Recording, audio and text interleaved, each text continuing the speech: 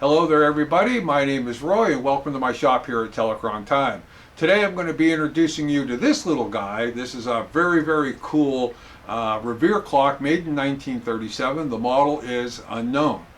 Unknown, well, again, you know, that dark period through the Great Depression of the 1930s, Revere made clocks in very limited numbers and probably wasn't worth our while to print any type of catalogs to distribute them. And my guess is that a lot of the clocks that made their way into stores were done by traveling salesmen who just packed them into their cars and then took them to the different jewelry stores or the department stores or whatever. But a lot of these clocks that are uncatalogued, okay, or unmarked, are considered to be very rare, and this particular clock is no exception. So grab your coffee, have a seat, let's sit down and take a closer look at this 1937 clock. This clock belongs to collector Tracy Moore out of Tennessee, and Tracy probably has one of the largest collections of Revere and General Electric Westminster Chime clocks in the country. Just to give you an example of the scope of the number of clocks he has, this is the 25th clock that I've worked on for him, and I can tell you for a fact he's got a lot more boxed up ready to send me when I have the time. This clock is shown on my website under a section that I have there for unidentified clocks. There's a collector up in Pennsylvania that owns the same clock, and he submitted this picture to me, probably around 2009 or 2010. All of the clocks on this list were all made around the same time, 1934, 1935, 36, 37, or even 1938. And I think a lot of that has to do with the Great Depression.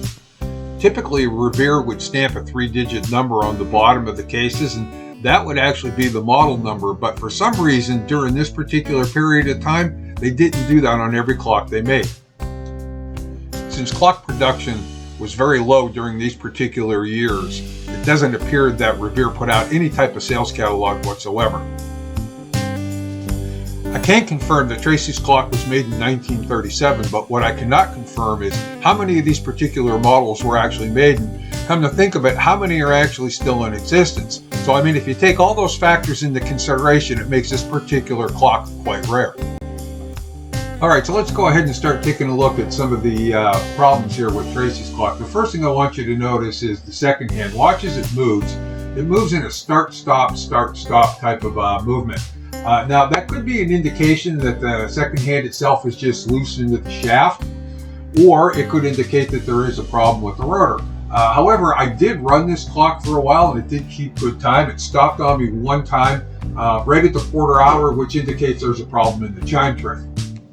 There's a lot of white paint specks on the front of the clock here, and if you take a look on the side, you'll see a big wad of white paint there also.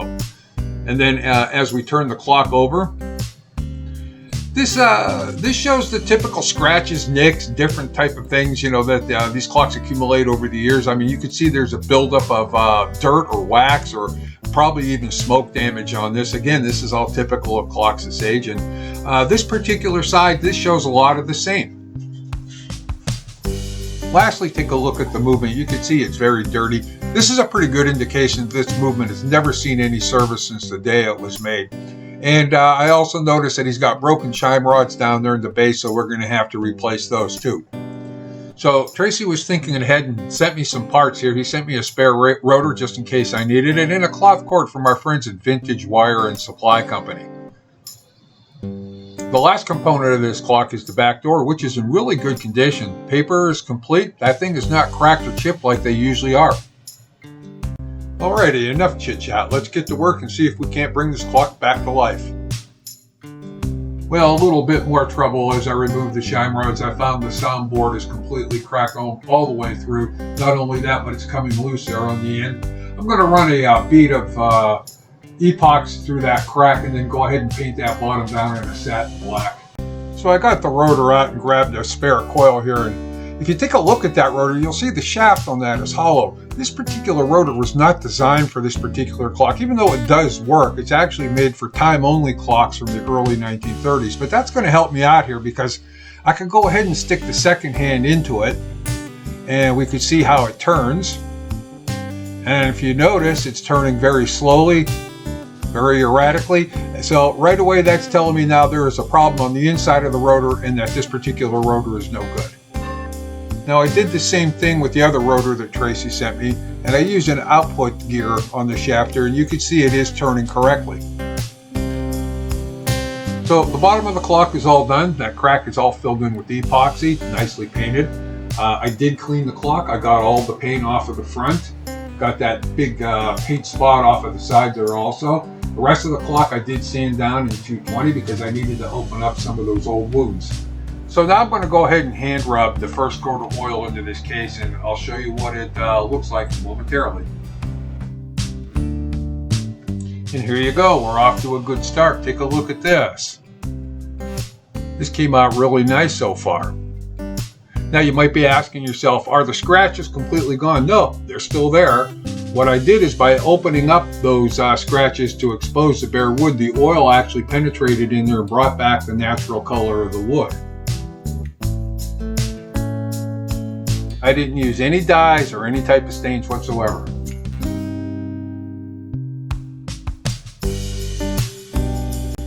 And here we are a few hours later after a second coat of tung oil has been rubbed into this case. So I'm going to continue to hand rub tung oil into this clock case for the next few days until it just won't take any more. Here's a quick shot of the movement. Take a look at all that carbon buildup, all that dried oil, all that dirt that's built up in there. This is typical of the type of movement that I usually see in these clocks because they've never been serviced. Here's a real jigsaw puzzle for you. This is what the movement looks like fully stripped down and cleaned. I cleaned even the tiniest of parts. Some of these parts I actually had to let soak overnight in order to get them to the condition that you see, but every single one of these parts is spotlessly clean. All of the brass has been relacquered. Everything now is ready for assembly. I had a few extra minutes here, so I thought I'd get those new chime rods installed into the base. Here you can see I moved all of the parts over to my workbench. I laid everything out all nice and neat, so now it's time to get started putting this together.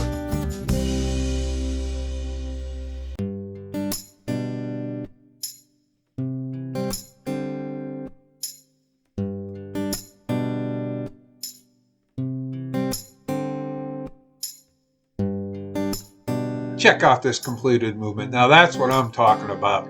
Huge difference in what we started from at the beginning of the video, huh? Alright, so now I'm live on the bench here, and let me explain to you exactly what I'm doing.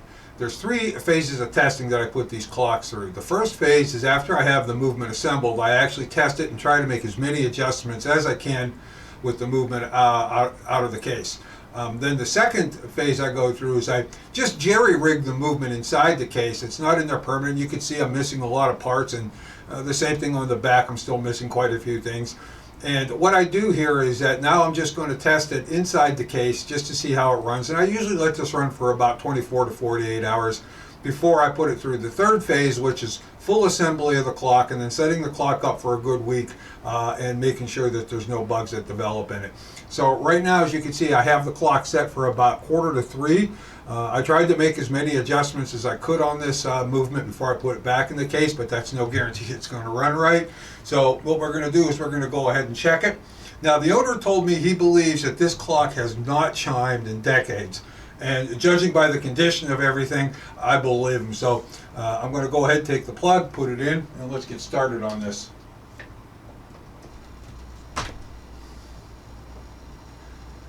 So good sign, you could actually see the second hand turning on there. So let me go ahead and flip the clock around. Yeah, I'm just going to adjust the camera just down a little bit. Alright, so now I'm going to go ahead and turn this to 3 o'clock and let's see what happens.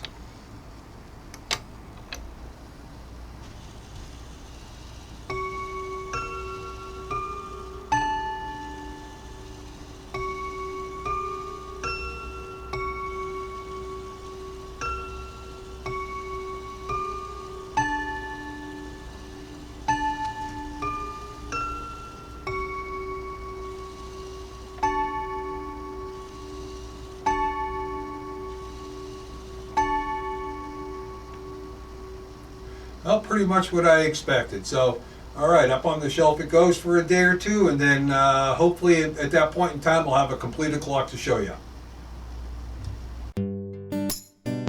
I ran that clock for 48 straight hours without a problem. Now take a look at this finished clock. This is just totally different from the clock that we started with. I'm very happy with the way this clock turned out, and I'm sure Tracy will be too. But the clock is done, but we're not done with the clock. So for another 7 days, it's going to go back up on the test shelf. And I just want to thank you for taking the time to view this wonderful clock. And everybody take care, and I'll see you next time.